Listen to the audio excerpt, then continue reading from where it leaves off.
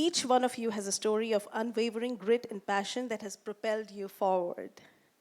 And isn't that what defines success?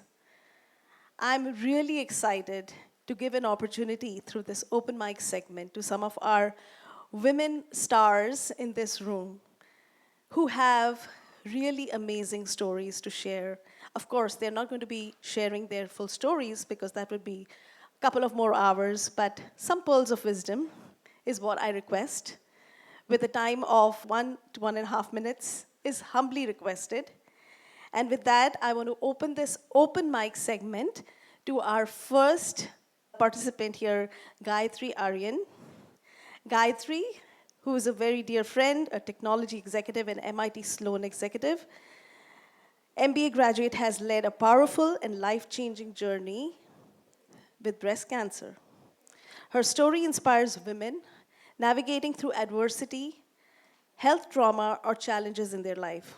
She's truly an inspiration and regarded as a role model by many, including myself. I invite her to share her insights and how to stay positive when life gives you lemons. Please, Gayatri.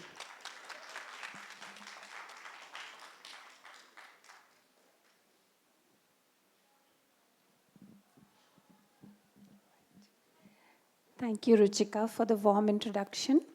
And I'm going to sound like a broken record, but Manjuji, Shaleen, and Deepa, look what you have created. Between the platform, the book, and the event today, I think you can only imagine what the future holds. So I want to start by saying that the anecdote that I shared in the book was about my journey with cancer. I am not a cancer survivor and I never will be, but I am one living with cancer. I can imagine that this is confusing, so let me explain. A cancer survivor, by definition, is someone who has been diagnosed with cancer, has undergone treatment, and is now cancer-free. With stage 4 diagnosis, which is what my diagnosis is, the treatment never ends. It's because it is not a curable diagnosis, but a treatable one. So I only half-jokingly say cancer for life, right? Got to embrace it. This brings me to the theme of my presentation today, the mosaic of emotions I feel and evoke as a cancer patient. Stay with me, guys. I know it's been an afternoon full of inspiration. This is a little intense. And I was thinking about many different topics that I wanted to talk about today. The side effects, treatment management, prognosis, but I decided to bring awareness to something that goes hidden more often than not. So I am choosing my heart today to become vulnerable in front of you. So let me start with a lighter one. One of the emotions I evoke is surprise. For example, recently I was at a wedding and I was reunited with a long-lost friend after 5+ years. And her reaction to see me alive was priceless. Her jaw literally hit the floor. And I was thinking to myself, isn't it amazing? You can just make someone speechless just by being there, just by being present. So that was funny. The next set is a little bit intense. There is a sense of failure. Many of you know that my career has been completely disrupted because of cancer. While I cherish my role as a daughter, my dad lives with me, a sister, a wife, a mother, a friend, the disruption of the professional life has certainly forced me to reflect on what will my legacy be. And surrounding all this sense of failure is the judgment.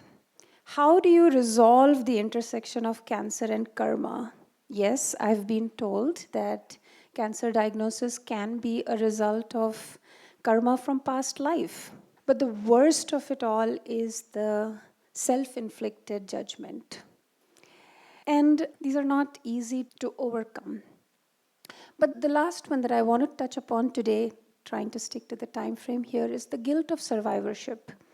So we cancer patients, we build camaraderie with other cancer patients in the infusion waiting rooms, in the support groups. And it is extremely hard to find out when one of your fellow cancer patient did not survive. But the flip side of it, this journey also gives you a lot of gratitude and a lot of hope. And assuming there will be another summit next year, that will be a story for that time. But circling back to the thought of legacy, I read once and it has stuck with me that legacy is not about leaving something for people, but leaving something in people. So I hope, thank you. I hope that I'm leaving some awareness with all of you today. Thank you for listening. Thank you, Gayatri. Thank you so much for that powerful story that's going to stay with us for a long time.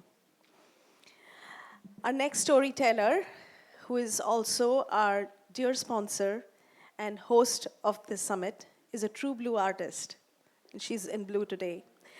A master's in fine arts and PhD in drawing and painting from India, and master's in multimedia and web design, she loves to share her passion for art through teaching. And to achieve her mission for spreading the love of art and passing that on to the next generation, Java and her husband Hetal started the Academy of Creative Arts, which is a school where more than 35 different creative and performing art programs are taught under one roof. So without much ado, I'm going to invite Java, who is the founder and CEO of the Academy of Creative Arts and actively teaches art to thousands of students in this community. Thank you. Thank you, Ruchika. You said it all, actually. Yeah, I would say the building we are standing in is a result of a small quest me and my husband had for our own kids. We always wanted to expose them to different forms of creative and performing arts. So the story actually started almost 15 years back when I used to work for an ad agency, and after having two kids, I took a break and I restarted painting and exhibiting my work. And I also started teaching art to just few kids, 5, 6 kids in my home studio, including my own kids. And in a couple of months, we realized that the class got bigger. We had almost 30, 40 enrollments. And that's when I rented my first studio here in Burlington, very close by, close to Best Buy in Burlington. And that was an 800 square feet studio. And I always wanted, me and my husband Hetal, we wanted our daughter Anaya to learn Kathak. And there were no Kathak teacher in this area. The teacher we knew was an hour away from here.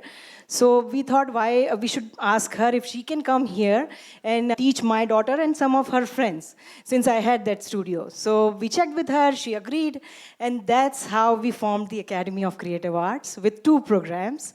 In 2014, a lot of you were there that day. So we are completing 10 years now. Thank you. And in 2016, we bought this building. Now we have more than 30 different programs, including art, dance, music, public speaking, yoga, and such. It's a 18,000 square feet building. School is non-profit. We have a 501c3 determination. And during COVID, we realized that it was very hard for us to sustain only with the income of classes. And that's when we created this side of Academy. So people can rent the space for their own parties and events, and we can support the school through that income. So if you are renting the place for your own events and parties, you are supporting the school. Every penny we earn from here, it goes back to the school. Thank you so much to all of you, all the friends, our wonderful community for trusting us with your kids and by renting the place. So thank you so much. Java, I can tell you that I personally and the organization Saheli also is indebted to you for this amazing facility where numerous events are held, and including this one. All right, our next storyteller, Pratibha Shah. This is a very interesting one. She is an internationally renowned expert in the field of Ayurveda, one of the world's oldest holistic healing systems. She distills Eastern wisdom with an understanding of Western principles for the best care of her clients, a strong sense of compassion and empathy, intent listening skills, in-depth, thorough assessments, and well-contemplated individualized master wellness plans are her hallmark of practice. of 30 years and more. Welcome, Pratibha. Thank you so much, Ruchika. I actually wanted to come in the non-profit section, but I'm really happy to be here. First of all, a big round of applause to Manju, Deepa, and Charlene. I think only Charlene and Deepa are here. Oh, Manju's here. Sorry. It's been an afternoon full of inspiration. My heart is really full, and all the lovely stories that have preceded me are so inspiring. You can find my story in the wonderful publication of Women Who Win. All the hard copies are outside. I've just written just a couple lines just to stay in time. So I'm just going to read those out just to try and have you take some inspiration around your health. So most of the community is focused on a lot of other things other than health, entertainment and just parties or whatever their personal pursuits are in life. But my job here is to bring health also in that priority list. Health is wealth is an idiom that dates back 2,000 years to the Roman poet Virgil. It may sound cliched, but this phrase has even greater meaning today than ever before. The lives we live. Health is, in fact, a priceless asset without which we cannot enjoy a lot of our monies and materials. I represent a life science called Ayurveda, which is a huge repository of accumulated knowledge and wisdom over centuries, which tells you all you need to know how to live in a way so that you can maintain your health and well-being, thus preventing illness. So primary prevention, daily self-care, seasonal self-care, etc. Lots of it. So I like to call Ayurveda the master user manual of life, where you can find out what your unique model is and how to live life in a way that is most aligned to your unique model, not somebody else's. So it's discovering who you are, which is an important thing, which we don't think about enough. We try to live lives that everybody else is leading, but essentially we should be trying and figuring out who am I as a unique person, as a unique blueprint, and live life that is in accordance with that so that it's a more well-oiled life that you're leading. One central message that I want to leave you with is consider health as your most valuable asset, create a high-value account for it, build your savings there continuously and consistently and mindfully with regular self-care and a health-centered outlook to life, so that you have enough savings to withdraw from on the potential rainy days. You can find more about me on my website, www.myayurved.org. Thank you so much. Thank you, Pratibha ji. That was really invaluable. We are all going to start saving for our rainy days, which is very important, I think, for all of us. Calling upon our next storyteller. Some would say she is just an amazing, graceful person. And she says, experiences equate to a degree that surpasses many merits.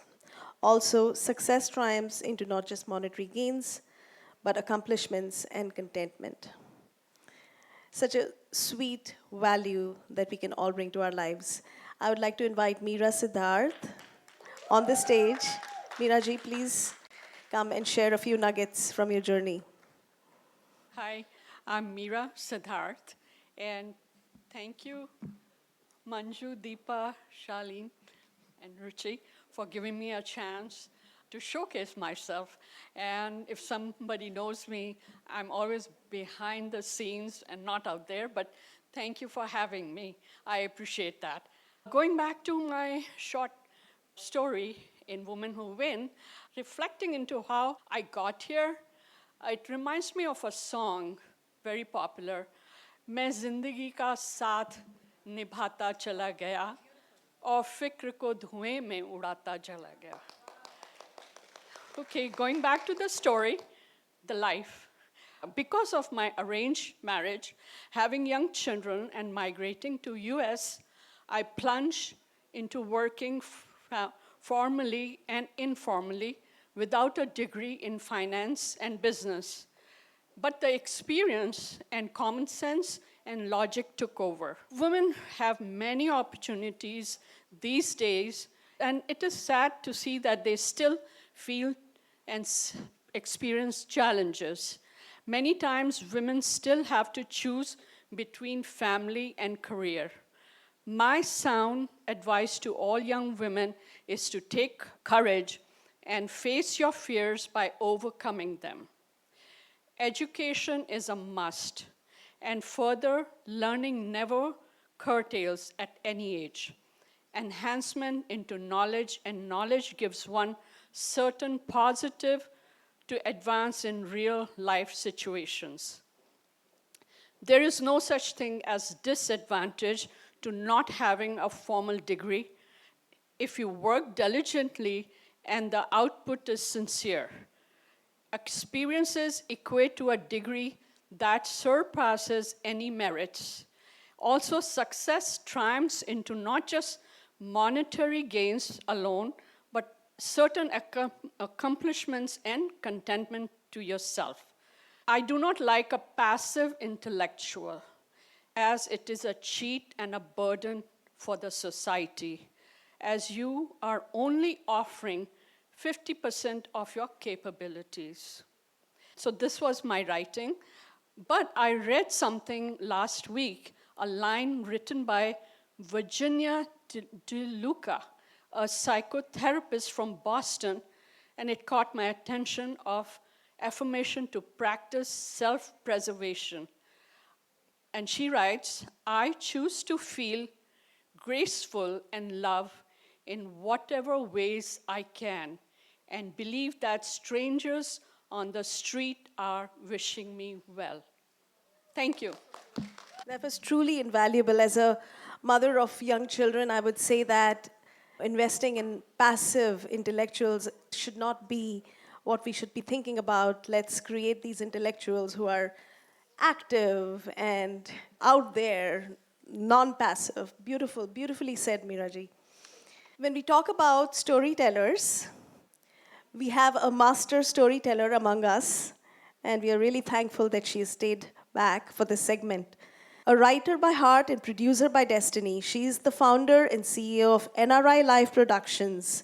We want to ask you, Gunjan, to share something you learned from your projects and how you've balanced it all. Welcome, Gunjan Kutiala. I'm not sure if I have balanced it all, to be honest. So first of all, Women Who Win team, oh my God. I literally had tears in my eyes few times hearing a lot of inspiration stories. And I hope why just summer summit? You should have winter summit, fall summit, spring summit. And I'm sure many people like me would love to help in your events organization. So with gratitude, I hope my story can make a difference if you have parked your dreams aside, struggling through your life roller coasters. Here is my almost 12th fail to Kapil Sharma show roller coaster journey. National level debate competition winner, 2 compartment in 12th boards chemistry, that too twice, and only 33 marks in maths qualified me to be almost 12th fail, right? Though somehow got my bachelor's and master's to primetime TV news leader in the age of 20, to moving to USA in 2004 through arranged marriage and starting my life from scratch. Yeah, many women here. And then starting my career from scratch, and then becoming director of recruitment with 6-figure income at the age of 25, to another rock bottom of losing my daughter on Mother's Day, leaving me with PTSD and 204 pounds, to fighting my way to becoming mom, even when doctors and astrologers said to me no. And then leaving one of the highest paid talent SME job from Amazon for my mission to bring filmmaking in New England through my passion venture, NRI Live Productions, wherein our first baby film, Encrypted, made it to Amazon Prime. And then our second film, thank you, NRI Wives, we were able to rope in good Bollywood actors in our limited budget. And then the pandemic, who knew a pandemic would happen? 55K crypto scam, literally physical and a lot of mental and financial abuses while navigating the way of this unknown filmmaking territory with struggles and learnings to distribute the film. Then quitting head of recruitment at Capgemini Business Services job to baby steps growth of our venture Job Genie, and parallelly releasing the film and our revives theatrically, globally, and networked our way to Kapil Sharma show. That's my journey thus far. To summarize, just one last line. To summarize, what contributed in roller coaster journey is my weird, crazy belief in myself and almighty universe. Like I said, 204 pounds and whatnot. I'm sure we all have gone through roller coasters. And then, lastly, a lot of angels who came to support me, especially women, as when we women start supporting each other, even sky isn't the limit. And only then women can win. Thank you. Well done, Gunjan. Those were amazing roller coasters you shared with us. It almost felt we were on one. Thank you for sharing your journey with us. So I'd like to call our next storyteller, Preeti Tandon.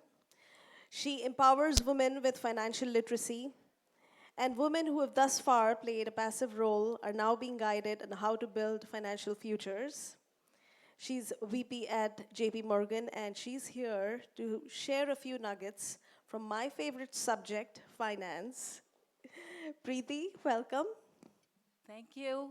I want to say thank you to the entire crowd, which is so full right now, and I'm like feeling amazing. But thank you for having me. And I have to tell you that this has completely, Ruchika, thank you for accommodating me because this was completely unplanned. So I have no script. All I have is a throbbing heart and a story to share with you. So if you're ready for some Bollywood masala, that's where it starts. Coming from a family of doctors, obviously I was the black sheep of the family. I couldn't make it to any medical school. So I ended up doing what was not looked up on as something great. I ended up becoming a chartered accountant. Boring, and did not like it. I did it, worked as an auditor for a couple of years, not exactly my cup of tea. I wanted to do something that would keep me connected with people. And that's when, as a 21-year-old, I found myself being an investment banker with one of the private banks in India. And at the age of 21, making too much money, more than what I would know where I could spend, and spending countless hours in the office, my parents decided that we need to put a full stop to this. We can't let Preeti do this too much. And then soon enough, at the age of 24, like many others here, I was packed in a bag, in a suitcase, and launched to what is called the United States. Arranged marriage it is. So I found myself here, and obviously, as you get here, you probably know this, that all that you've studied and everything that you've done comes to a screeching halt, and you gotta go start back again.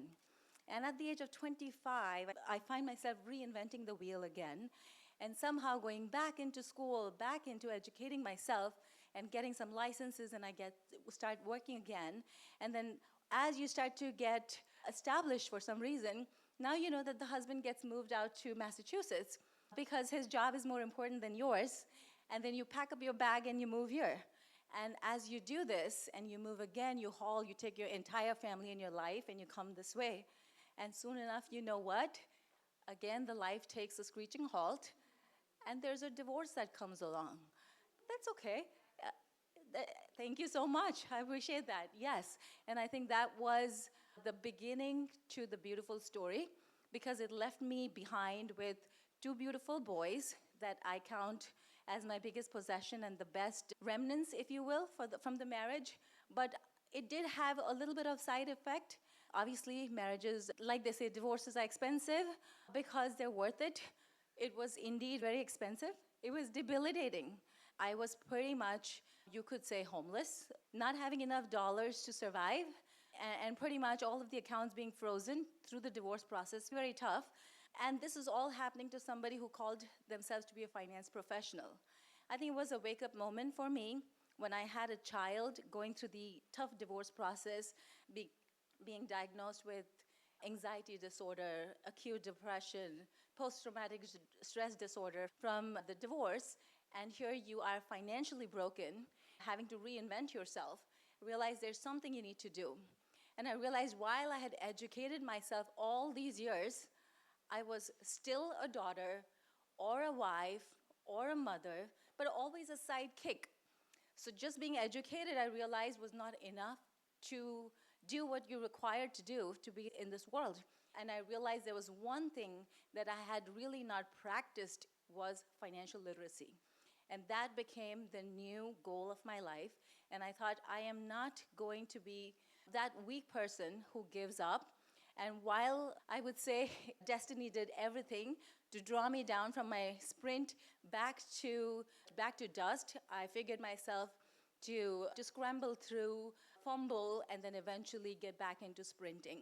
So here I am today, put myself together. My boys are flourishing. You'd be happy to know they're doing well. They're 8 and 16 today. They're doing exceptionally well. In fact, the older one is doing a great workshop at the moment to support Ekal Vidyalaya, that cause. So exceptionally proud of him. But most importantly, I think it is, and from the point to not knowing how to fend for myself, I'm graced and I spend some time educating myself. And today I do have the honor of managing and advising the ultra-high net worth individuals in Massachusetts and across the country. So it was indeed a journey, and I appreciate you giving me the opportunity to share this stage with some stalwarts like Meera ji and Gayatri. I'm just truly honored to be able to share my story while we had some great stories being told here today. But I appreciate it. I think as long as we don't give up, the strength is right here, and what doesn't kill us makes us stronger. Thank you.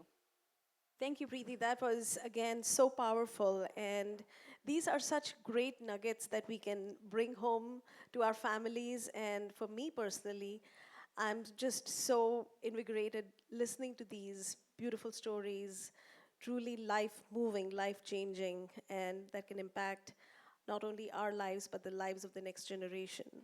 I'm going to wrap up this segment. I want to say a heartfelt thanks and gratitude for this opportunity. It's helped me bring these stories to my home, and I hope that you all have taken some of these stories and will bring those to your homes and lead more enriched lives. Thank you.